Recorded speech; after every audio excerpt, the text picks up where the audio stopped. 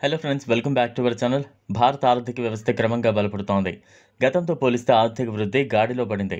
కాస్త మందగమనం ఉన్నప్పటికీ అనేక విషయాల్లో ముందంజలోనే ఉంది. ఈ క్రమంలో ఫైనాన్షియల్ ఇయర్ 25లో భారతదేశ జీడీపీ వృద్ధి 4 సంవత్సరాల కనిష్ట స్థాయి 6.4% చేరుకోవచ్చని ప్రభుత్వ గణాంకాలు చెబుతున్నాయి.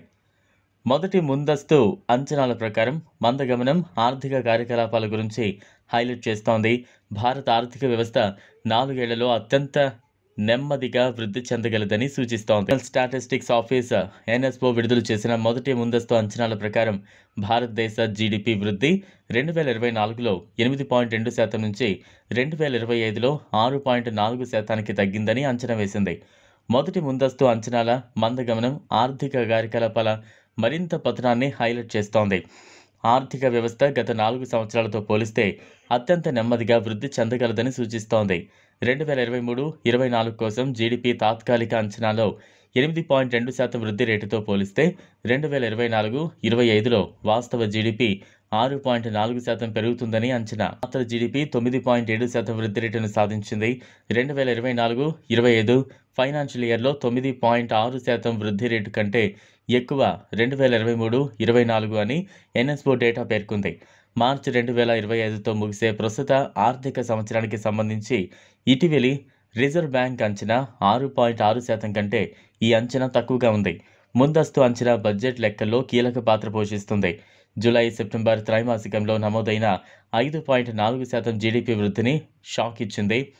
ఈ ఆశ్చర్యకరమైన సంఖ్య ప్రస్తుతం ఆర్థిక సంవత్సరానికి దాని వృద్ధి అంచనాను మునుపటి 7.2% నుంచి 6.6%కి తగ్గిస్తూ భారతీయ రిజర్వ్ బ్యాంక్ ప్రకటన విడుదల చేసింది. వాస్తవ జీడీపీ 2024లో 173.82 లక్షల కోట్ల నుంచి 2025లో 184.88 లక్షల కోట్లకు పెరుగుతోందని అంచనా. ప్రస్తుత ధరల ప్రకారం నామమాత్రపు జీడీపీ గతేడాది 295.36 లక్షల కోట్లతో పోలిస్తే 9.7% వృద్ధి చెంది 324.11 లక్షల కోట్లకు చేరుకుంటుందని అంచనా. Real gross value added GVA 6.4% వద్ద పెరుగుతుందని అంచనా వేయగా ఇది 2024లో 7.2% నుంచి క్షీణత ఉండొచ్చు. మందగమనం ఉన్నప్పటికీ కీలక రంగాలు ఆశాజనకంగా ఉన్నాయి. కార్యకలాపాలు 2024లో 1.4% నుంచి 3.8% పెరుగుతాయని అంచనా. నిర్మాణ రంగం 8.6%, ఆర్థిక, రియల్ ఎస్టేట్, వృత్తిపరమైన సేవలు 7.3% వృద్ధి చెందుతుందని అంచనా వేశారు. సూచిక అయిన ప్రైవేటు తుది వినియోగ వ్యయం పిఎఫ్సిఈ 2024లో 4.0%తో పోలిస్తే 2025లో 7.3% పెరుగుతుందని అంచనా వేశారు. ఇంతలో ప్రభుత్వ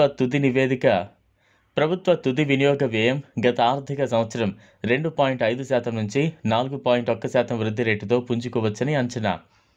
వృద్ధి క్షీణించినప్పటికీ కొన్ని రంగాలు స్థితిస్థాపకంగా ఉండే అవకాశం ఉందని ఈ అంచనాలు పేర్కొంటున్నాయి. మొత్తం వృద్ధి మందగించినప్పటికీ ఆర్థిక కార్యకలాపాలు కొనసాగుతాయని డేటా చెబుతోంది. జీడీపీను గ్రాస్ డొమెస్టిక్ ప్రొడక్ట్ అంటారు. సంవత్సర కాలంలో ఒక దేశంలో అమ్ముడైన మొత్తం అంతిమ వస్తువుల విలువ ఆ దేశ జీడీపీగా పరిగణిస్తారు. ఉదాహరణకు ఒక సూపర్ మార్కెట్లో ఉండి అందులో ఒకరోజు 20 విలువ చేసే ఒక సబ్బు, 10 విలువ చేసే చాక్లెట్, 50 రూపాయలు విలువ చేసే పుస్తకం అమ్మారు అనుకుందాం. అప్పుడు దాని ఒకరోజు జీడీపీ 80 రూపాయలుగా లెక్కిస్తారు. అదే మాదిరి దేశవ్యాప్తంగా ఉత్పత్తి అమ్ముడైన వస్తువుల అంతిమ విలువ ఆ దేశ జీడీపీ అవుతుంది. మీకు నచ్చినట్లయితే లైక్ చేయండి, షేర్ చేయండి, ఛానల్ను సబ్స్క్రైబ్ చేసుకోండి. Thanks for watching.